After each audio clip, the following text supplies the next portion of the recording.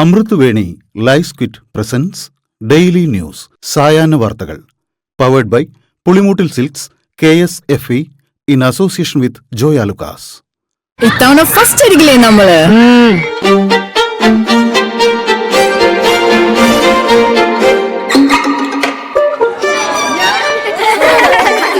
കുട്ടികൾക്കൊക്കെ പെയിൻ ശല്യം ഉണ്ടാകും. അതുകൊണ്ട് ലൈസ് കിറ്റ് ഉപയോഗിച്ച് ക്ലാസ്സിൽ വരാൻ പ്രത്യേകം ശ്രദ്ധിക്കണം. ലൈസ് കിറ്റ് ലൈസ് റിമൂവർ പെയിൻ ശല്യത്തിൽ നിന്നും ഉടനടി ആശ്വാസം. നമസ്കാരം, ഞാൻ നീതു കൃഷ്ണ. ഡെയിലി ന്യൂസിന്റെ സായാഹ്ന വാർത്തകളിലേക്ക് സ്വാഗതം. ഇന്ന് മെയ് 15 വെള്ളിയാഴ്ച. പെട്രോളിനും ഡീസലിനും ഇനി തീവില. പെട്രോൾ ഡീസൽ വില ലിറ്ററിന് 3 രൂപ വീതം വർദ്ധിപ്പിച്ചു. അടുത്ത ദിവസങ്ങളിൽ ഇനിയും വർധനയുണ്ടാകും. പുതിയ നിരക്ക് പ്രകാരം ഡൽഹിയിൽ പെട്രോളിന് 97.77 രൂപയും ഡീസലിന് 99.67 രൂപയുമാണ്. കേരളത്തിൽ തിരുവനന്തപുരത്ത് പെട്രോൾ വില ലിറ്ററിന് 110.76 രൂപയും ഡീസലിന് 99.35 രൂപയുമായി. ഇന്ധനവില വർധന മൂലം യാത്രാ ചെലവ് മാത്രമല്ല, ചരക്കുനീക്ക ചെലവ് വർദ്ധിക്കുന്നതിനാൽ സാധനങ്ങളുടെ വിലയും വർദ്ധിക്കും. VD സതീശൻ മന്ത്രിസഭ തിങ്കളാഴ്ച ആഘോഷപൂർവ്വം അധികാരത്തിലേക്ക്. കോൺഗ്രസ് നേതാക്കളായ രാഹുൽ ഗാന്ധി, പ്രിയങ്ക ഗാന്ധി, മല്ലികാർജുൻ ഖാർഗെ തുടങ്ങിയവർ എത്തും. കർണാടക, തെലുങ്കാന മുഖ്യമന്ത്രിമാരും പങ്കെടുക്കും. തിരുവനന്തപുരത്തെ സെൻട്രൽ സ്റ്റേഡിയത്തിലെ സത്യപ്രതിജ്ഞാ ചടങ്ങിൽ 1 ലക്ഷം പേർ പങ്കെടുക്കും. മന്ത്രിമാരെല്ലാം തിങ്കളാഴ്ച സത്യപ്രതിജ്ഞ ചെയ്ത് അധികാരമേൽക്കും. Muslim League PK Kunhalikutty, KM Shaji, PK Basheer, N Shamsuddin എന്നീ 4 പേരെ മന്ത്രിസ്ഥാനത്തേക്ക് നിർദ്ദേശിച്ചു. കുഞ്ഞാലിക്കുട്ടി നിയമസഭാ കക്ഷി നേതാവാകും. UDFുമായുള്ള ചർച്ചയ്ക്ക് ശേഷം 5ാമത്തെ മന്ത്രിയെ തീരുമാനിക്കും. കാസർഗോഡ് നിന്ന് AKM അഷ്റഫ്, കോഴിക്കോട് നിന്ന് പാറക്കൽ അബ്ദുള്ള എന്നിവരാണ് പരിഗണനയിൽ. SSLC പരീക്ഷാഫലം പ്രഖ്യാപിച്ചു. 99.07% കുട്ടികളാണ് വിജയിച്ചത്. IT മിഷന്റെ 9188619958 എന്ന വാട്സപ്പ് നമ്പറിലും നമ്മുടെ കേരളം മൊബൈൽ ആപ്പിലും ഫലം ലഭിക്കും. ചെന്നിത്തല തന്റെ നേതാവാണെന്ന് നിയുക്ത മുഖ്യമന്ത്രി VD സതീശൻ. മന്ത്രിസ്ഥാനം പാർട്ടി തീരുമാനിക്കുമെന്നും ഒരു ഉപാധിയും ഇല്ലെന്നും ചെന്നിത്തല പറഞ്ഞു. ചെന്നിത്തലയുടെ വസതിയിൽ കൂടിക്കാഴ്ചയ്ക്ക് ശേഷം ഇരുവരും ഒന്നിച്ച് മാധ്യമങ്ങളെ കണ്ടു. നേരത്തെ സതീശൻ സന്ദർശിക്കാൻ എത്തും മുൻപേ രമേശ് ചെന്നിത്തല വീട്ടിൽ നിന്ന് ഇറങ്ങിപ്പോയിരുന്നു. നിയുക്ത മുഖ്യമന്ത്രി VD സതീശൻ സന്ദർശിക്കാൻ വീട്ടിലെത്തിയപ്പോൾ കാവൽ മുഖ്യമന്ത്രി പിണറായി വിജയൻ പുറത്തേക്കിറങ്ങി വന്ന് സ്വീകരിച്ചു. പിണറായിയെ സത്യപ്രതിജ്ഞയ്ക്ക് ക്ഷണിച്ചതായി VD സതീശൻ അറിയിച്ചു. ഒരു സർക്കാർ കൊണ്ടുവന്ന വികസന പ്രവർത്തനങ്ങളെ പുതിയ സർക്കാർ അവസാനിപ്പിക്കില്ലെന്നും സർക്കാർ തുടർച്ചയാണെന്നും നിയുക്ത മുഖ്യമന്ത്രി പറഞ്ഞു. എന്നാൽ ചില കാര്യങ്ങളിൽ മാറ്റം വരുത്തുമെന്നും അദ്ദേഹം വ്യക്തമാക്കി. UDF മന്ത്രിസഭയിൽ കോൺഗ്രസിന് മുഖ്യമന്ത്രിയടക്കം 11 മന്ത്രിമാരും സ്പീക്കർ സ്ഥാനവും ലഭിക്കുമെന്ന് സൂചന. പ്രധാന ഘടക കക്ഷിയായ മുസ്ലിം ലീഗിന് 5 മന്ത്രിസ്ഥാനം നൽകിയേക്കും. മറ്റ് ഘടകകക്ഷികളുമായുള്ള ചർച്ചകൾ പുരോഗമിക്കുകയാണ്. അന്തിമ തീരുമാനം ഉടനുണ്ടാകും. കോൺഗ്രസിൽ ആരൊക്കെ മന്ത്രിയാകണമെന്ന കാര്യത്തിൽ ഏകദേശ ധാരണയുണ്ടാകുന്നു. മുതിർന്ന നേതാവ് തിരുവഞ്ചൂർ രാധാകൃഷ്ണനോ N ശക്തനോ സ്പീക്കറായേക്കും. മന്ത്രിസഭയിൽ പുതുമുഖങ്ങൾക്കാണ് കൂടുതൽ സാധ്യത. VD സതീശൻ G കാർത്തികേയന്റെ വസതി സന്ദർശിച്ചു. ഓർമ്മകൾ പങ്കുവച്ചപ്പോൾ കണ്ണു നിറഞ്ഞ സതീശനോട് ചീഫ് മിനിസ്റ്റർ കരയാൻ പാടില്ലെന്ന് കാർത്തികേയന്റെ പത്നി സുലേഖ ടീച്ചർ. KS ശബരിനാഥനും കുടുംബാംഗങ്ങളും ചേർന്ന് സതീശനെ സ്വീകരിച്ചു. യാത്രാ സുരക്ഷയ്ക്ക് പൈലറ്റും എക്സ്കോർട്ടും ഒഴികെ മറ്റു വാഹനങ്ങൾ വേണ്ടെന്ന് നിയുക്ത മുഖ്യമന്ത്രി VD സതീശൻ. യാത്ര പോകുമ്പോൾ നാട്ടുകാരെ ബുദ്ധിമുട്ടിക്കരുതെന്നും റോഡ് ബ്ലോക്ക് ചെയ്യരുതെന്നും ഉന്നത പോലീസ് ഉദ്യോഗസ്ഥർക്ക് നിയുക്ത മുഖ്യമന്ത്രി നിർദ്ദേശം നൽകി.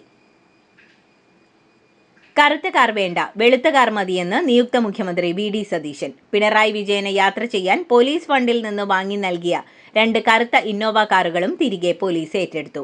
സത്യപ്രതിജ്ഞയ്ക്ക് ശേഷം മുഖ്യമന്ത്രി ഉൾപ്പെടെയുള്ള മന്ത്രിമാർക്ക് വെള്ള ഇന്നോവ ക്രിസ്റ്റ കാറുകളാണ് പൊതുഭരണ വകുപ്പ് ടൂറിസം വകുപ്പിനോട് ആവശ്യപ്പെട്ടത്.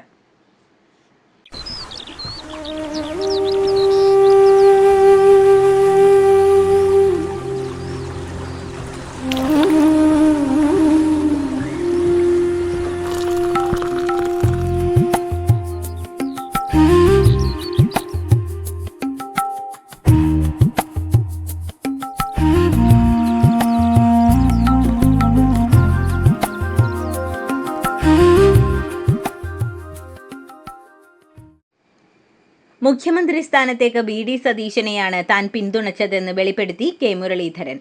പിണറായി വിജയൻ പ്രതിപക്ഷ നേതാവായതിനെ മുരളീധരൻ പരിഹസിച്ചു. പിണറായി മുഖ്യമന്ത്രിയായിരുന്നപ്പോൾ 102 സീറ്റ് UDFന് കിട്ടി. പിണറായി പ്രതിപക്ഷ നേതാവാകുമ്പോൾ അടുത്ത തവണ UDF തൂത്തുവാരും. പിണറായി പ്രതിപക്ഷ നേതാവാകുന്നത് UDFന് നല്ലതാണെന്നും അദ്ദേഹം പറഞ്ഞു. UDF ചെയ്തതുപോലെ സത്യപ്രതിജ്ഞ LDF ബഹിഷ്കരിക്കില്ലെന്ന് CPM സംസ്ഥാന സെക്രട്ടറി M. ഗോവിന്ദൻ. ക്രിയാത്മക പ്രതിപക്ഷമായി പ്രവർത്തിക്കും. തെരഞ്ഞെടുപ്പിലുണ്ടായ പരാജയം സംസ്ഥാന നേതൃത്വം ചർച്ച ചെയ്തു. പാർട്ടി ഘടകങ്ങളിൽ ചർച്ച തുടരുമെന്നും അദ്ദേഹം കൂട്ടിച്ചേർത്തു. നിയുക്ത മുഖ്യമന്ത്രി BD സതീശനെ പ്രശംസിച്ച് LDF നേതാവും RJD സംസ്ഥാന അധ്യക്ഷനുമായ MV ശ്രേയാംസ് കുമാർ.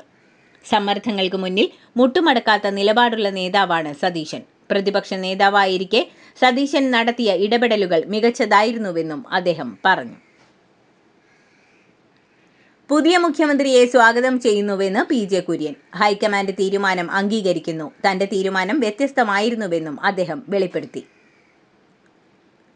BJP കേരളം എന്ന ഫേസ്ബുക്ക് പേജിൽ വിവാദ പോസ്റ്റിട്ടതിന് BJP സംസ്ഥാന അധ്യക്ഷൻ രാജീവ് ചന്ദ്രശേഖറിനെതിരെ DGPക്ക് പരാതി. യൂത്ത് കോൺഗ്രസ് സംസ്ഥാന വൈസ് പ്രസിഡന്റ് വിഷ്ണു സുനിൽ പന്തളമാണ് പരാതി നൽകിയത്. സമൂഹത്തിൽ വർഗീയതയും ചേരിതിരിവും ഉണ്ടാക്കാൻ ശ്രമിച്ചെന്ന് പരാതിയിൽ പറയുന്നു.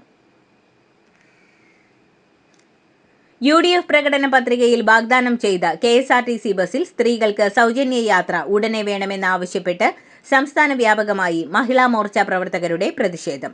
മെയ് 15 മുതൽ സൗജന്യ യാത്ര എന്ന വാഗ്ദാനം നടപ്പാക്കൂ എന്ന പ്ലക്കാർഡുകളുമായിട്ടാണ് മഹിളാ മോർച്ച പ്രവർത്തകർ ബസ്സിൽ കയറി പ്രതിഷേധിച്ചത്. കൊട്ടാരക്കരയിലെ UDF സ്ഥാനാർത്ഥി ആയിഷ പോറ്റി തോറ്റതിന് കോൺഗ്രസ് ഏഴുകോൺ നെടുവത്തൂർ മണ്ഡലം കമ്മിറ്റികൾ പിരിച്ചുവിട്ടു. DCC ജനറൽ സെക്രട്ടറിയും ഉമ്മന്നൂർ പഞ്ചായത്ത് പ്രസിഡന്റുമായ ബ്രിജേഷ് എബ്രഹാമിന് നോട്ടീസ് നൽകി. കാസർഗോഡ് ജില്ലയിലെ മട്ടലായിയിൽ ദേശീയപാത നിർമ്മാണത്തിനിടെ ചെറുവത്തൂർ മട്ടലായി ശിവക്ഷേത്രത്തിന് സമീപം വീണ്ടും വിള്ളൽ. നേരത്തെ വിള്ളലുണ്ടായ സ്ഥലത്തു തന്നെയാണ് വീണ്ടും വിള്ളൽ രൂപപ്പെട്ടത്. 20 മീറ്ററിലധികം നീളത്തിലാണ് പുതിയ വിള്ളൽ. വൈദ്യുതി മോഷണം ക്രിമിനൽ കുറ്റമാണെന്നും പിടിക്കപ്പെട്ടാൽ ജാമ്യമില്ലാ വകുപ്പ് പ്രകാരം കേസെടുത്ത് 3 വർഷം വരെ തടവ് ശിക്ഷ ലഭിക്കുമെന്നും KSEB മുന്നറിയിപ്പ്. സ്വമേധയാ തെറ്റ് ഏറ്റുപറയുന്നവർക്ക് ശിക്ഷയിൽ ഇളവ് ലഭിക്കും. കൂടാതെ മോഷണം സംബന്ധിച്ച് വിവരം നൽകുന്നവർക്ക് പാരിതോഷികവും KSEB ഉറപ്പു നൽകുന്നു.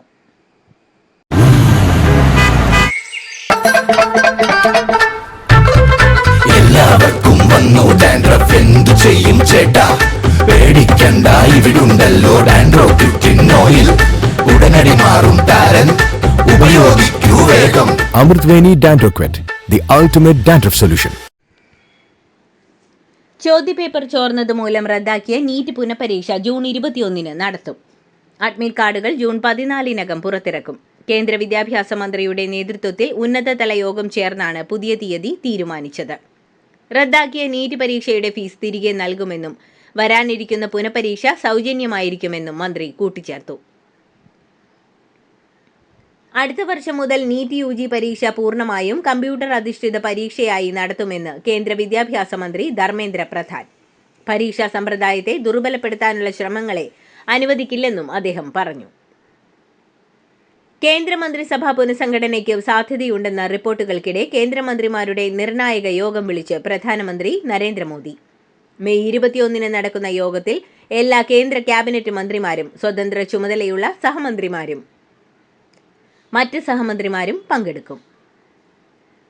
തമിഴ്നാട് നിയമസഭാ തെരഞ്ഞെടുപ്പിൽ അനധികൃതമായി വോട്ട് രേഖപ്പെടുത്തിയെന്ന് സംശയിക്കുന്ന 25 വിദേശ പൗരന്മാരെ പോലീസ് അറസ്റ്റ് ചെയ്തു. വ്യാജ തിരിച്ചറിയൽ രേഖകൾ ഉപയോഗിച്ച് വോട്ട് ചെയ്ത ശേഷം വിദേശത്തേക്ക് കടക്കാൻ ശ്രമിച്ചവരെ ചെന്നൈ, മധുര വിമാനത്താവളങ്ങളിൽ നിന്നാണ് പിടികൂടിയത്. ഇമിഗ്രേഷൻ വിഭാഗം പാസ്പോർട്ട് പരിശോധിക്കുന്നതിനിടെ വിരലിലെ മായാത്ത മഷി ശ്രദ്ധയിൽപ്പെട്ടതാണ് പിടിയിലാകാൻ കാരണം. തമിഴ്നാട്ടിൽ വീട്ടമ്മമാർക്കുള്ള പ്രതിമാസ വേതന പദ്ധതിയിൽ ഈ മാസത്തെ വിഹിതം കൈമാറി. 1000 രൂപ രാവിലെ ബാങ്ക് അക്കൗണ്ടിലെത്തി. പദ്ധതിയിൽ ചില മാറ്റങ്ങൾ വരുമെന്ന് ഇന്നലെ വിജയ് സർക്കാർ അറിയിച്ചിരുന്നു. 60 വയസ്സിൽ ഏറെയുള്ളവരെ വയോജന പെൻഷൻ പദ്ധതിയിലേക്ക് മാറ്റി പ്രതിമാസം 1500 രൂപ നൽകാനാണ് ആലോചന.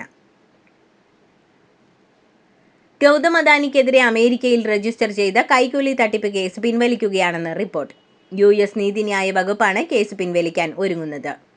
അദാനിക്കെതിരെയുള്ള US സെക്യൂരിറ്റീസ് ആൻഡ് എക്സ്ചേഞ്ച് കമ്മീഷന്റെ സിവിൽ കേസ് ഒത്തുതീർപ്പാക്കാനുള്ള നീക്കം നടക്കുന്നതായും റിപ്പോർട്ടുകളുണ്ട്. 2030 ആകുമ്പോഴേക്കും നിർമ്മിത ബുദ്ധി $50,000 കോടി ഇന്ത്യയുടെ സമ്പദ് വ്യവസ്ഥയ്ക്ക് നൽകുമെന്ന് പഠന റിപ്പോർട്ട്. IBM-ഉം ഇൻസ്റ്റിറ്റ്യൂട്ട് ഫോർ ബിസിനസ് വാല്യൂവും ഇന്ത്യ AI-യും നടത്തിയ പുതിയ പഠനത്തിലാണ് ലോകത്തിലെ ഏറ്റവും ചലനാത്മകമായ AI നയിക്കുന്ന സമ്പദ് വ്യവസ്ഥയായി ഇന്ത്യ മാറുമെന്ന് ചൂണ്ടിക്കാണിക്കുന്നത്. ആഗോള പ്രതിസന്ധിക്കിടെ ഇന്ധനവില കൂട്ടിയതിനെ വിഷയം രാഷ്ട്രീയവൽക്കരിക്കേണ്ടതില്ലെന്ന് BJP വക്താവ് പ്രദീപ് ഭണ്ഡാരി. വിലവർധന സർക്കാരിന്റെ കൊള്ളയാണെന്നും വിലക്കയറ്റം രൂക്ഷമാകുമെന്നും കോൺഗ്രസ് നേതാവ് ജയറാം രമേശ്. ന്യൂസിലാൻഡിൽ ഉപരിപഠനത്തിന് പോകുന്ന ഇന്ത്യൻ വിദ്യാർത്ഥികൾക്ക് വിസ വൈകുന്നു. ചൈനീസ് വിദ്യാർത്ഥികളെക്കാൾ ഇരട്ടി സമയമാണ് ഇന്ത്യക്കാർക്ക് വേണ്ടിവരുന്നത്. ഇത് വിദ്യാർത്ഥികളുടെ ഭാവിയെ ആശങ്കയിലാക്കുന്നു. വിസ അപേക്ഷകൾ നിരസിക്കുന്നത് കുറഞ്ഞെങ്കിലും നടപടിക്രമങ്ങളിലെ ഈ കാലതാമസം വലിയ പ്രതിസന്ധിയാണ് സൃഷ്ടിക്കുന്നത്.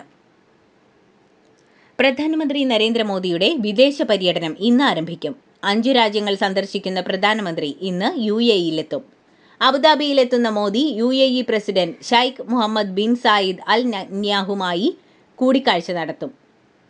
മേഖലയിലെ സുരക്ഷാ സാഹചര്യങ്ങൾ ചർച്ചയാകും. സൈനിക ശേഷി വർദ്ധിപ്പിക്കുന്നതിന്റെ ഭാഗമായി പാകിസ്ഥാൻ തദ്ദേശീയമായി വികസിപ്പിച്ചെടുത്ത ഫതഹ് 4 ക്രൂയിസ് മിസൈൽ വിജയകരമായി പരീക്ഷിച്ചു.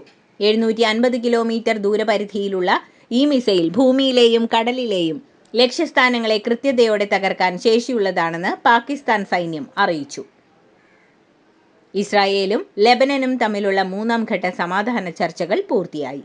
അമേരിക്കയിലെ വാഷിംഗ്ടണിലുള്ള US സ്റ്റേറ്റ് ഡിപ്പാർട്ട്മെന്റിൽ വ്യാഴാഴ്ച നടന്ന ചർച്ച 8 മണിക്കൂറിലധികം നീണ്ടു.